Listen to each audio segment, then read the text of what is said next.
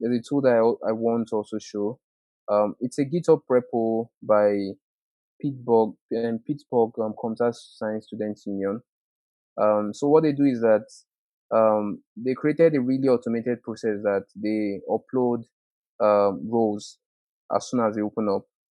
So you want to give yourself that edge of applying as early as possible. When roles open up, you want your application to be one of the applications that the company looks over to have an higher chance of getting an interview.